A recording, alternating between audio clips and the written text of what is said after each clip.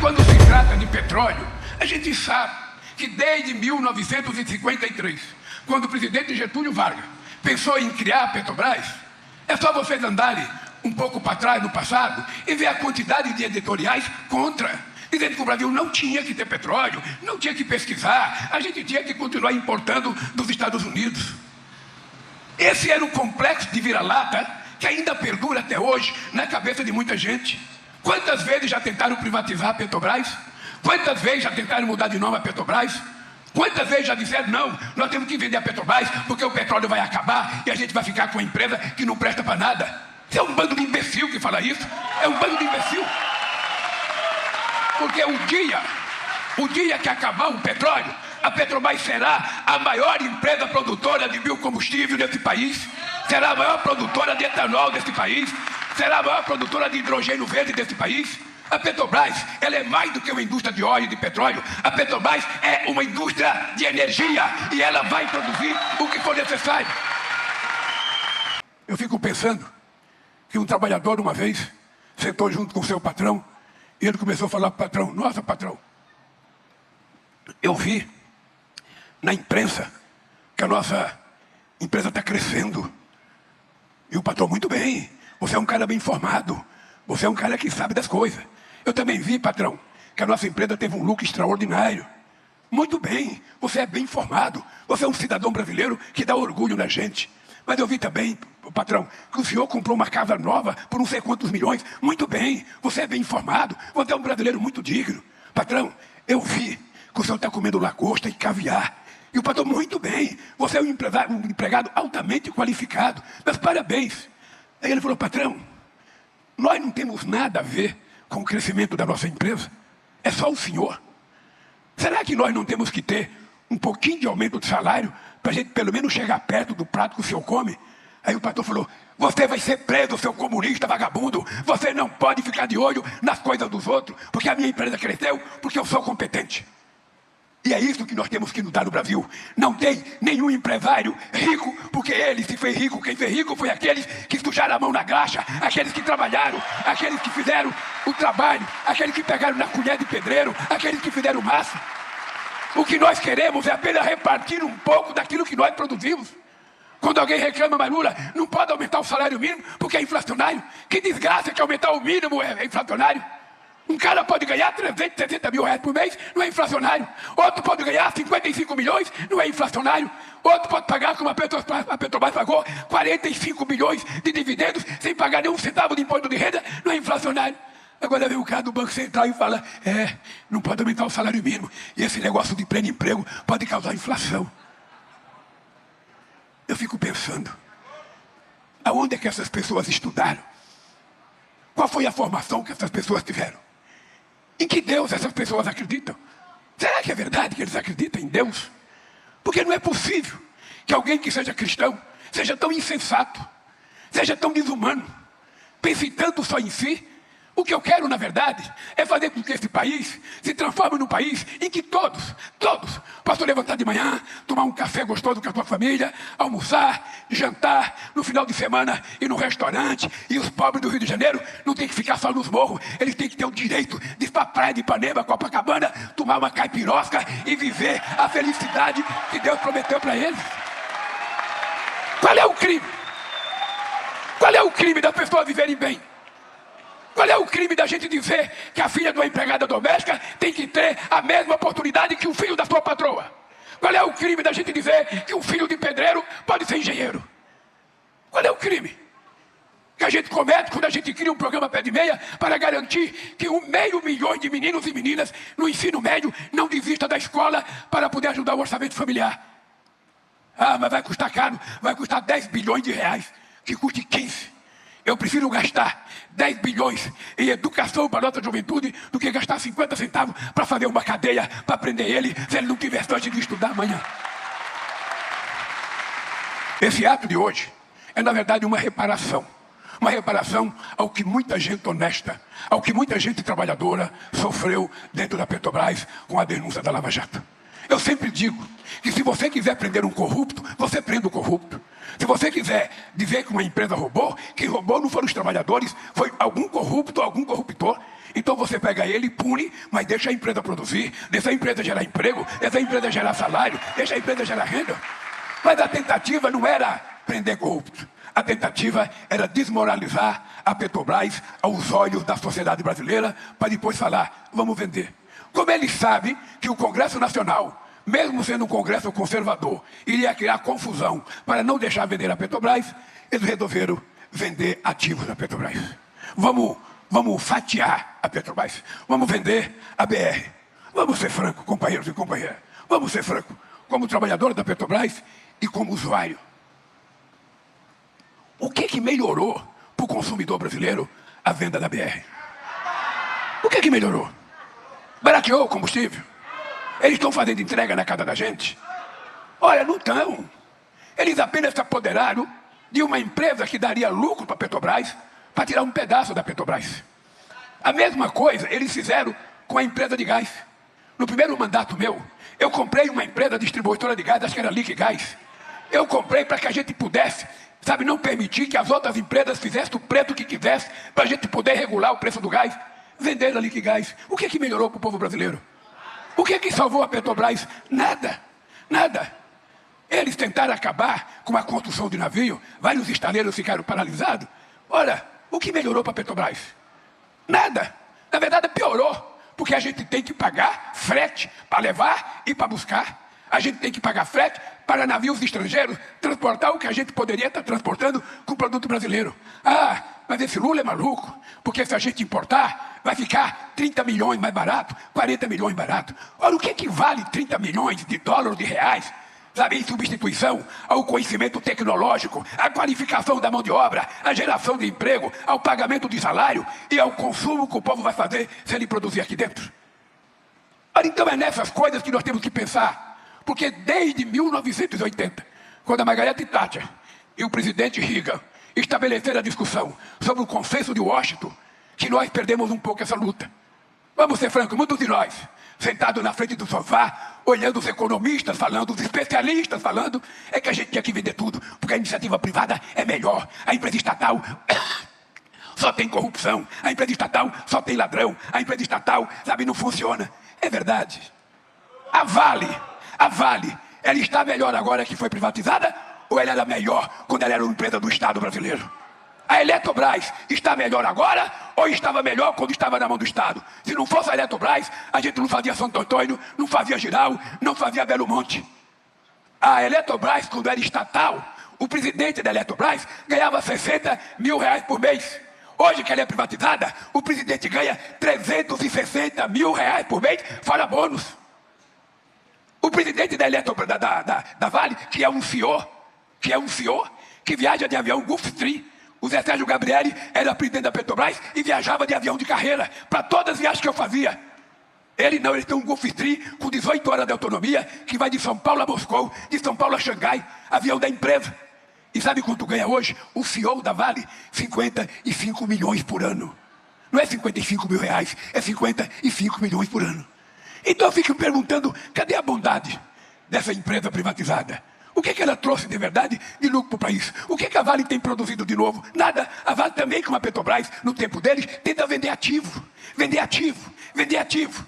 Ao invés de investir em pesquisa, ao invés de explorar os tal dos minerais críticos, ao invés de minerar as coisas que o mundo está precisando, nós estamos vendendo ativo. Então, quando eu disse que eu estou orgulhoso de estar com essa camisa aqui, é porque é o seguinte, a Petrobras, ela está no meu sangue, ela está na minha formação política, ela está na minha compreensão e na imagem que eu tenho do Brasil. Eu não preciso ser engenheiro da Petrobras, eu não preciso ser, nenhum empregado da Petrobras. Eu só tenho que ser brasileiro, só tenho que respeitar o direito soberano desse país, ser dono do seu nariz, olhar para onde quer e fazer o que quer, sem precisar dizendo amém a ninguém. É por isso que essa empresa está crescendo. Mas agora, quanto é que vai custar esse tal de complexo que era de Itaboraí e agora virou complexo, como que é o nome agora? Complexo Boa Ventura. Eu imaginei muito tempo, porque isso aqui foi projetado inicialmente para refinar 250 mil barris de petróleo. Isso aqui era para ser a grande indústria petroquímica brasileira. O meu sonho foi jogado no lixo, porque eles pararam as coisas. Como pararam a refinaria Abreu e Lima, como pararam a possibilidade da refinaria no Ceará, como pararam a possibilidade da refinaria no Maranhão, Porque a gente não queria ficar exportando petróleo cru, a gente queria ficar exportando derivados de petróleo. Porque esse país, ele não pode ser apenas exportador de commodity. Nós precisamos aprender a colocar valor agregado nas coisas que nós produzimos. E esse país tem que ser exportador de conhecimento, exportador de inteligência, exportador de coisas científicas e tecnológicas, mas apurada. É crime pensar nisso? Bem, eu sei, companheiro Alexandre, que tem gente que fica sentado no sofá, se remorrendo de raiva, porque o Lula está aqui com a camisa da Petrobras. Eu estou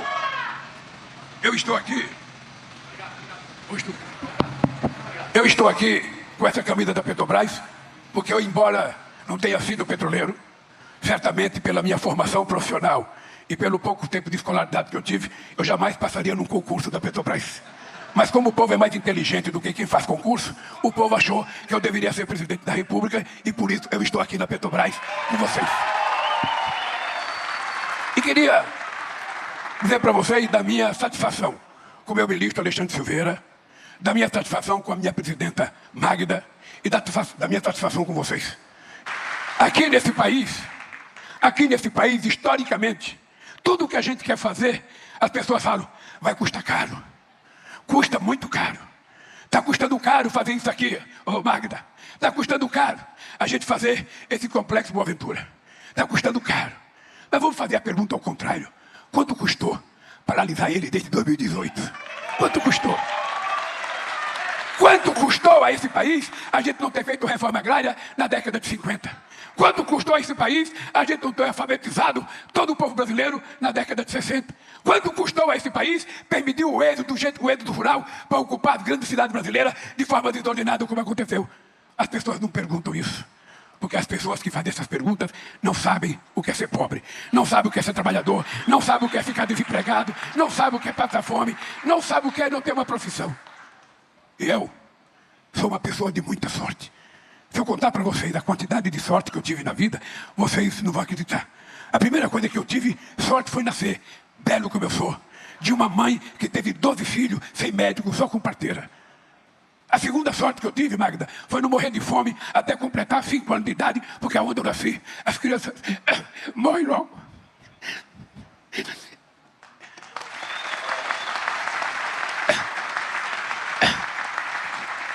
A terceira sorte que eu tive foi ter uma mãe, que era analfabeta, teve coragem de se separar do marido com 8 filhos menores, porque 4 já tinham morrido. 8 filhos menores. Ela levou a gente para um barraco. A gente dormia amontoado. E ela nunca mais quis voltar com meu pai, apesar da quantidade de vezes que ele mandou os irmãos dele convencer ela. Eu digo isso porque tem muitas mulheres que vivem com o marido porque o marido paga o aluguel. Eu vivo com o marido porque ele dá comida em casa. Nenhuma mulher pode vender a sua honra, a sua dignidade por um prato de comida. É por isso que eu tenho obsessão pela educação. Porque a educação dá independência que nós precisamos. Uma mulher bem formada, uma mulher com profissão, ela só vai viver com um homem se ela gosta dele, ou viver, sabe, com a mulher, viver com gente. Porque hoje a gente tem que ser mais moderno, viver com gente. Mas uma mulher só pode superar um parceiro se ele trata ela bem, se ele respeitar ela, se ele quiser gritar, ficar sentado no sofá, me dá uma cerveja, traz a minha cueca, me traz uma toalha. É melhor ela mandar ele procurar outra e cuidar da vida, que ela vai viver muito melhor e com muito mais dignidade. Esse caso é importante, porque o dia de hoje é um dia, sobretudo para mim, muito especial. Muito.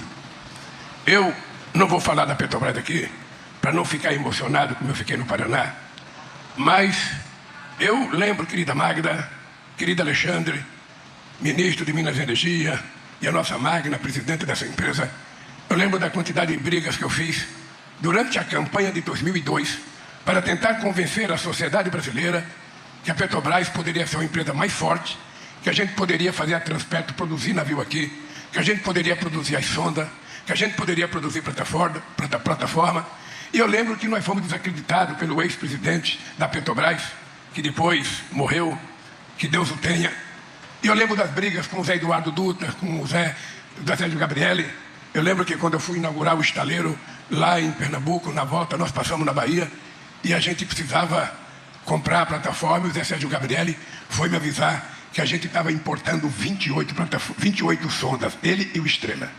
Eu fiquei tão profundamente irritado que eu falei, Sérgio Gabriel, deixa eu te dizer uma coisa. Se você importar 28 sondas, a mesma mão que pegou a caneta para assinar a sua posse, irá assinar a sua demissão de presidente da Petrobras. Porque nós temos que provar que nós temos capacidade de fazer.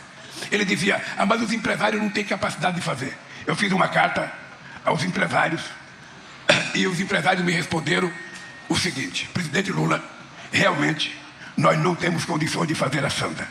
O que nós queremos sugerir ao senhor é que importe apenas 12, que nós vamos nos preparar para fazer as outras 16. E foi assim que nós fizemos, e assim a gente começou a produzir as coisas no Brasil. Estabelecemos uma cota de 65% de componente nacional em tudo que a gente fazia na Petrobras. Isso para mim foi uma coisa extraordinária, porque o Estado e uma empresa pública como a Petrobras, ela serve não apenas para lucrar, ela serve para prestar serviços ao conjunto da população, e uma parte da possibilidade do seu ganho tem que ser revertido em benefício, inclusive do desenvolvimento nacional. E por que as compras governamentais são importantes, está na mão do governo? Por que a gente agora não quis assinar com a União Europeia um acordo que a gente ia ceder para eles compras governamentais?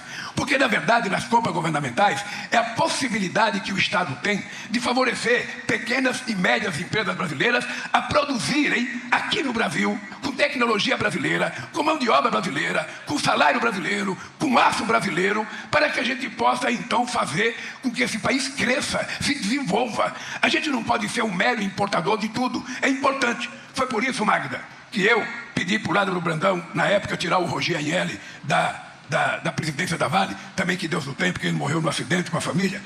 Porque eu estava um esforço imenso para construir estaleiro no Brasil, um esforço imenso para convencer o mundo de que a gente poderia construir navio para exportar as nossas coisas, porque a gente tinha um déficit na balança comercial de frete muito grande.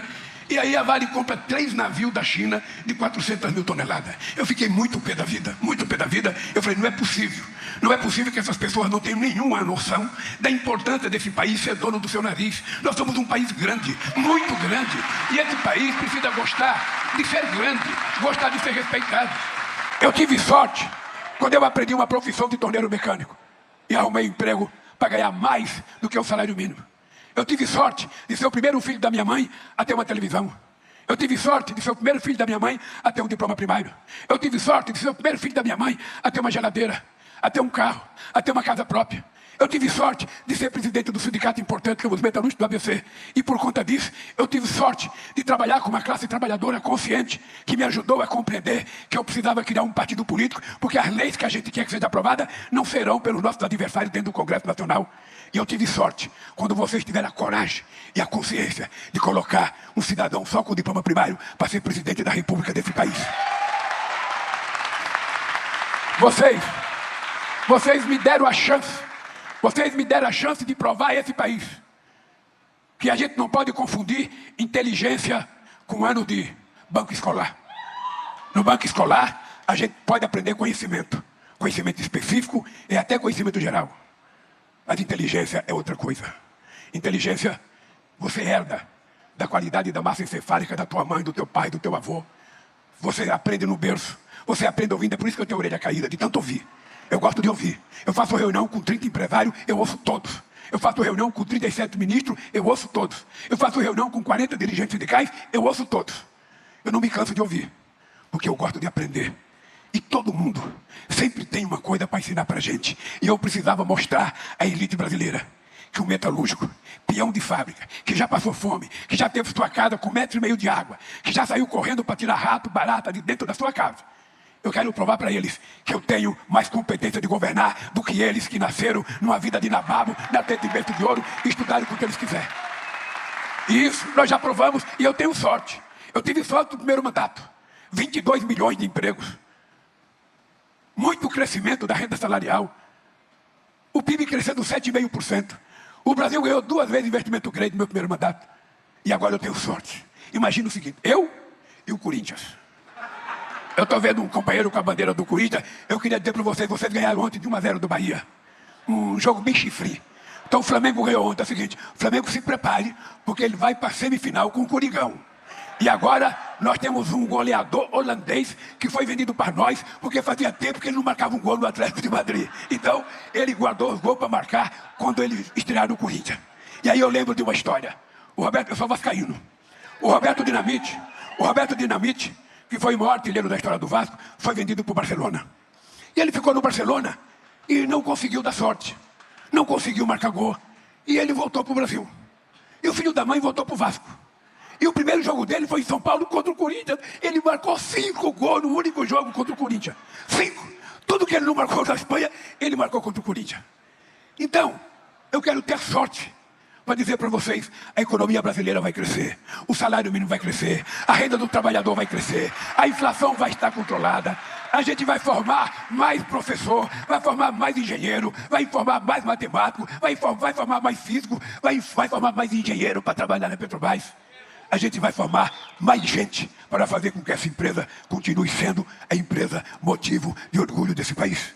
Aqueles que não gostam que eu falo isso, podem não gostar, que eu não me importo. O que eu gosto é de saber que eu estou com a verdade quando eu defendo as empresas públicas brasileiras. E a Petrobras tem que ter orgulho. Não tenho vergonha. Não tenho vergonha. Não tenho vergonha de defender os interesses soberanos dessa empresa. Porque um país que se respeita tem que tomar conta da sua floresta, tem que tomar conta da sua riqueza minerais, tem que tomar conta da sua água doce, tem que tomar conta da sua fronteira, mas, sobretudo, tem que qualificar a qualidade de vida do nosso povo, que é isso que garante soberania a todos nós. Bem, vocês vejam por que a gente não pode acreditar em fake news. Essa companheira, eu fui avisado que a companheira, ela queria me dar uma camisa que ela fez. E eu peguei a camisa. Agora que ela está aqui, eu descobri que ela camisa, o que ela quer é uma assinatura na camisa. Então agora eu vou fazer a assinatura dela. Querida companheira Magda, querido companheiro Alexandre, queridos companheiros e companheiras, dirigente da Petrobras, vocês podem ter certeza de uma coisa. Pode dormir todo dia, Magda, tendo certeza que pode ter um brasileiro que gosta mais desse país, sabe, do que eu. Pode ter algum brasileiro que possa gostar mais da Petrobras do que eu. Na verdade, gostar eu duvido. Porque eu não só quero gostar, como eu quero transformar a Petrobras na grande empresa de energia do planeta Terra, da América Latina, da América do Sul e do Brasil. Isso é um sonho? Eu gosto de sonhar. Eu gosto de sonhar e levantar de manhã, tentar cumprir o meu sonho. É isso que eu faço todo dia. O Alexandre Silveira aí enalteceu que eu tenho 78 anos com muita vontade. Eu vou dizer o que eu tenho na verdade. Eu tenho 78 anos de idade, tenho energia de 30 e estou com um tesão de 21.